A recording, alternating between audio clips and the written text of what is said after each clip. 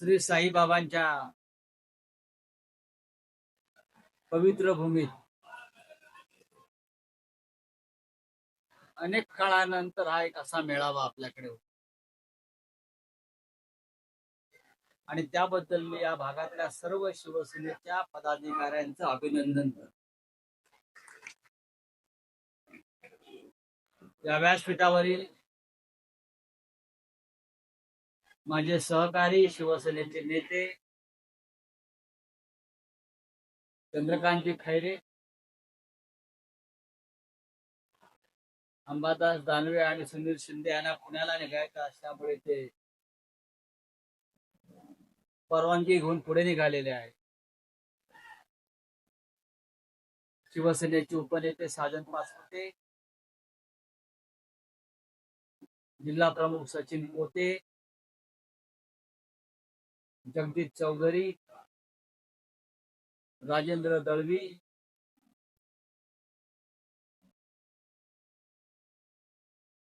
आणि सर्व आमचे किरण काळे आणि मुंबईहून खास SIR संदर्भात ज्या SIRच्या माध्यमातून भारतीय जनता पक्षानं पश्चिम बंगालची निवडणूक ताब्यात घेतली, जिंकली नाही, ताब्यात घेतली.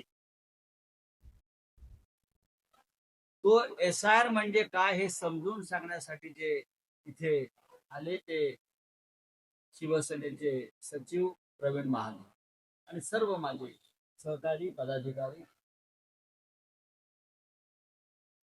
मी जिल्हा प्रमुखांना एवढंच सांगेन की सुरुवात चांगली झाली.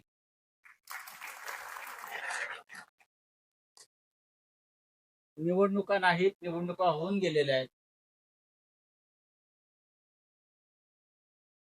विधानसभा झाल्या, लोकसभा आधी झाल्या, नगरपालिका झाल्या, जिल्हा परिषदा व्हायच्या आहेत. त्याच्यामुळे आपल्याला पुढलं 2.5-3 वर्ष हे फक्त संघटना बांधणीच काम करायचं, पक्ष बांधायचा. हिंदू हृदय सम्राट शिवसेना प्रमुख बाळासाहेब ठाकरे यांची शिवसेना ही आपल्याला पुन्हा त्याच गतवैभवाला न्यायची आहे आणि त्यातून त्या मेळाव्याची ही सुरुवात. अरे हिंदुत्वाचा बाप कोण असेल तर तो हिंदू हृदय सम्राट शिवसेना प्रमुख बाळासाहेब ठाकरे. लक्षात घ्या, तुम्ही आम्हाला हिंदुत्व शिकवू नका. तुम्ही सत्तेवर आहात, तुम्ही सत्तेवर आहात, पण सत्तेचा अमरपट्टा घेऊन तुम्ही आलेले 10 वर्ष आहात, 12 वर्ष आहात. 13व्या वर्षी तुम्ही सत्तेत नसाल हा माझा शब्द आणि गॅरेंटी. मोदीचा राजयोग संपलेला आहे.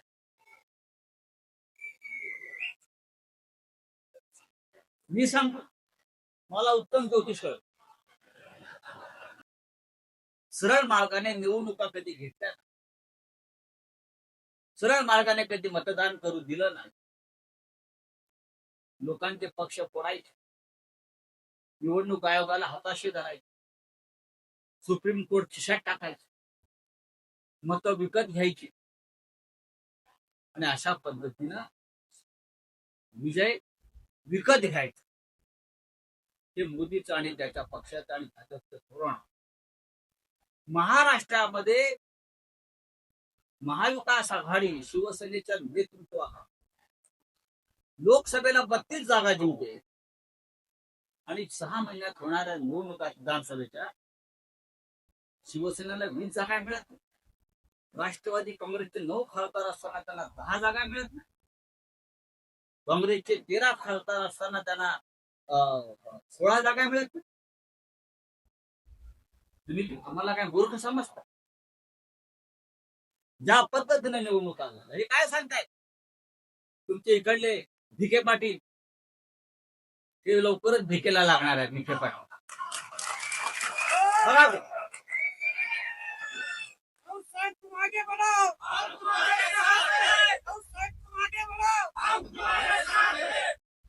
काल म्हणाले, मला कोणतरी सांगितलं, काल येते कुठे म्हणाले की उभाठाला उभाटा शिल्लक राहणार नाही. अहो राधाकृष्ण विखे पाटील याच उभाठानं तुम्हाला आधी मंत्री केलं. विखे पाटील याच उभाठानं तुमच्या वडिलांना केंद्रात मंत्री केलं होतं. अनेकाच वेळेला बाप लेकांना मंत्री करण्याचा विक्रम हा या शिवसेनेने आणि उद्धव ठाकरेंनी केला.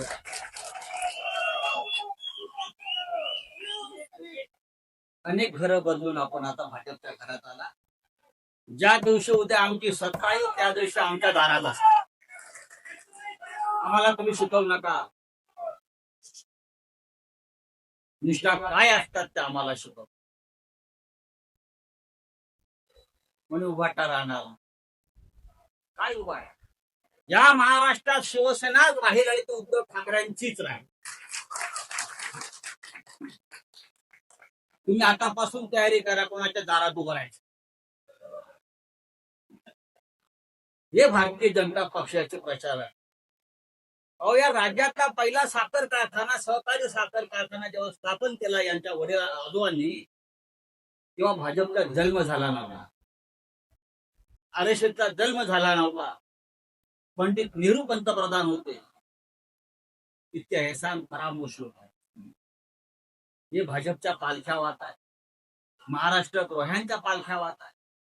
जे महाराष्ट्राच्या मुळावर आलेले आहेत त्यांच्या पालख्या, जे मराठी माणसाचे शत्रू आहे त्यांच्या पालख्या वाहत आहे. आणि आम्हाला सांगताय आम्हाला संपवणार. अनेक पक्ष आले आणि गेले, अनेक नेते आले आणि गेले. शिवसेना ही 4 अक्ष हजराबा. अरे एखाद दुसरा पराभव झाला म्हणून खचून जाणार आहे आम्ही भाजपपेक्षा. शिवसेनेनं विजयापेक्षा जास्त पराभव पचवले. विजय येतो आणि जातो, सत्ता येते आणि जाते. आणि वाईट काळ कोणाला आला? अटल बिहारी वाजपेयींना आला. लालकृष्ण अडवाणींना आता सुरूच आहे. उद्या मोदींना आणि शहाला सुद्धा येणार आहे. देवेंद्र फडणवीसना येणार आहे. एकनाथ शिंदेला तर वनवासात जावं लागेल, हिमालयात जावं लागेल. काय सांगावं या सगळ्यांना एकाच वेळी तुरुंगात जावं लागेल. एवढी पापड करून ठेवलेले आहेत.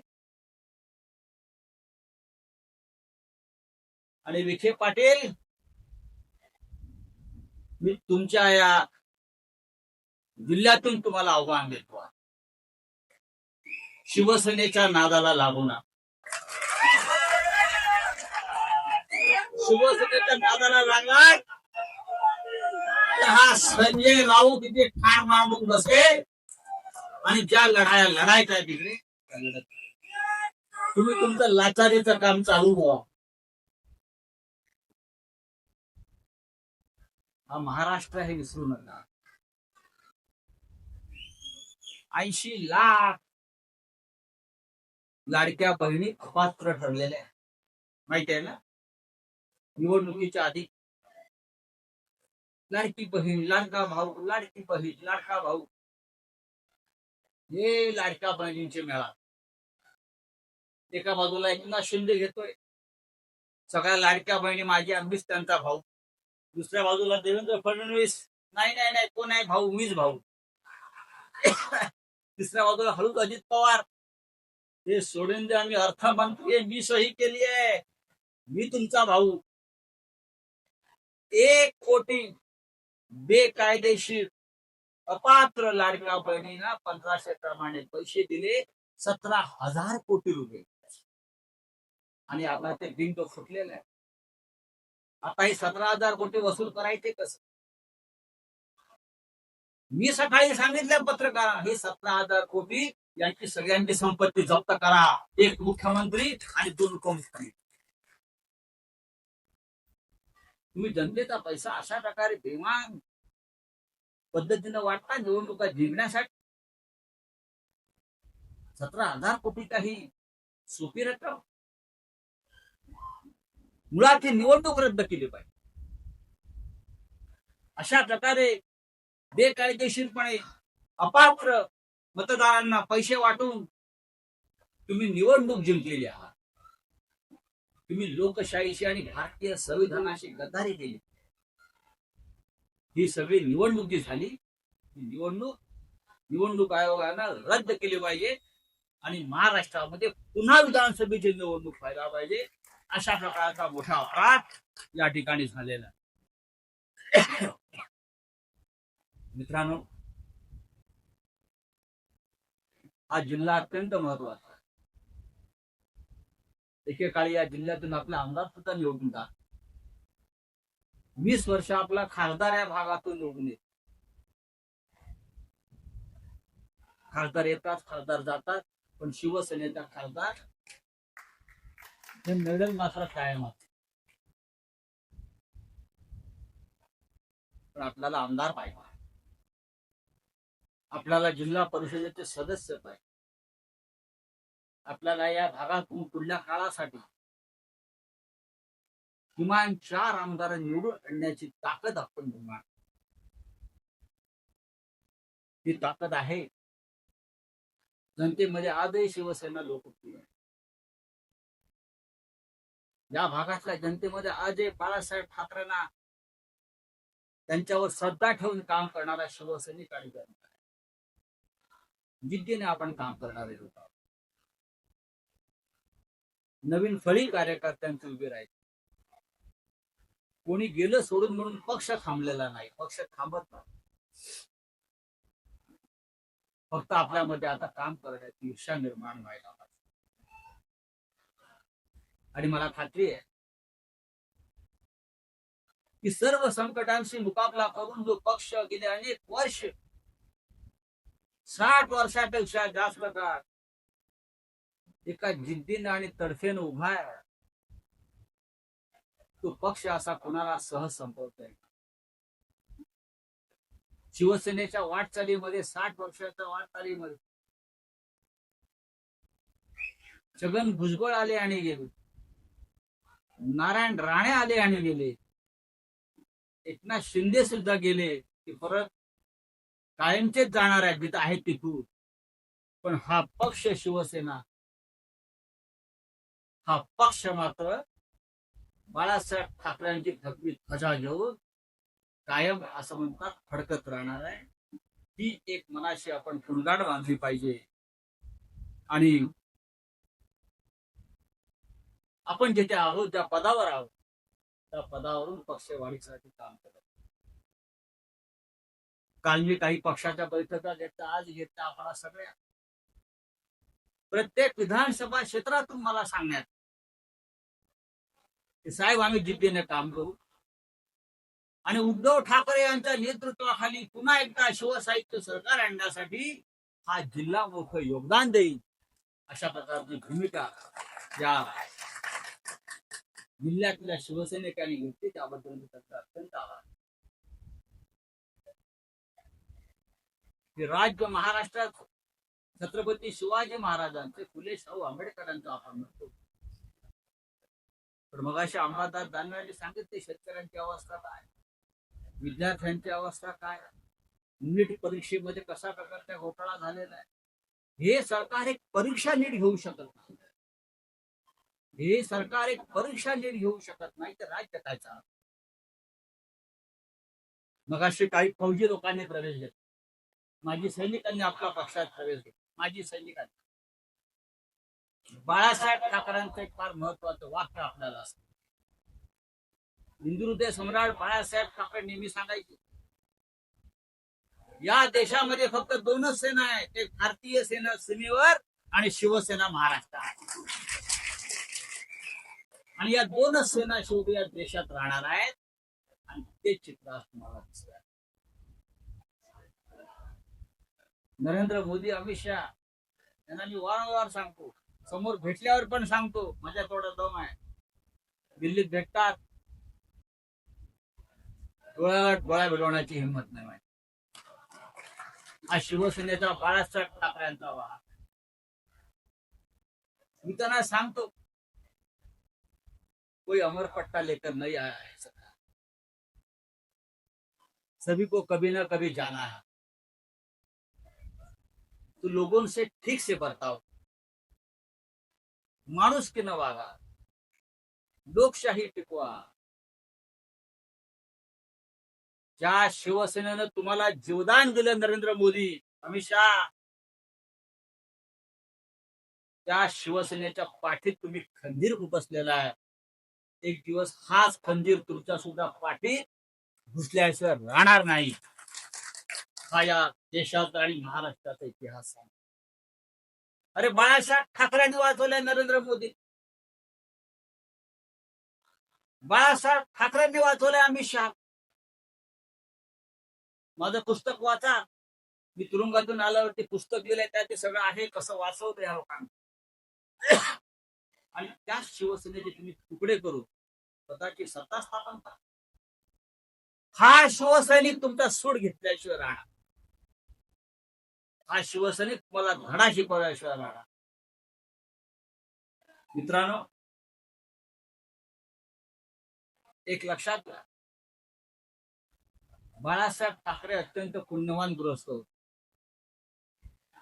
आणि बाळासाहेब ठाकरेंच्या पुण्याईवर ही शिवसेना आणि महाराष्ट्र चालतात. आणि तुम्ही ज्या पद्धतीनं बाळासाहेब ठाकरेंच्या शिवसेनेचा घात करण्याचा प्रयत्न केलाय, तो तुमच्यावर उलटल्याशिवाय राहणार नाही. फक्त आपण सगळ्यांनी खंबीरपणे, जिद्दीनं, एकजुटीनं काम केलं पाहिजे. मी आमच्या सगळ्या पदाधिकाऱ्यांना आपल्याला सांगितलेलं आहे की लढाईला झालेली सुरुवात आहे. आता आपल्याला मागे हटायचं ना. तुम्ही जेव्हा जेव्हा मला या जिल्ह्यामध्ये बोलवाल, कोणती लढाई असू द्या, मी इथे पोचल्याशिवाय राहणार नाही. मी तुमच्या पाठीशी आहे. उद्धव ठाकरे आपल्या पाठीशी आहे, आदित्य ठाकरे आपल्या पाठीशी आहे, आम्ही सगळे आपल्या पाठीशी आहोत. बाजूच्या जिल्ह्यामध्ये चंद्रकांत खैरे आहेत, हात मारले का एका तासामध्ये 1000. काय खैरे साहेब, चंद्रकांत खैरेकडे बघा. आमच्या वय वर्ष 75. शेलार मामा आहे शिवसेनेचा, शेलार मामा. तेव्हा मी आज आपली इथेच रजा घेतो. आपण आलात, जिल्ह्याच्या कानाकोपऱ्यातून आलात, उन्हात आलात, रस्ते चांगले नाहीत असं मला सांगितलं तरी आलात. मी आपल्या सगळ्यांचे आभार मानतो आणि पुढल्या सगळ्यांच्या पक्षाच्या वाटचालीसाठी आपल्या सगळ्यांचं योगदान अपेक्षित आहे. हिंदुत्व सम्राट बाळासाहेब ठाकरे यांचा आपल्याला आशीर्वाद आहे आणि हे आशीर्वादाचं भांडवल सगळ्यात मोठं आहे. जय हिंद, जय भारत.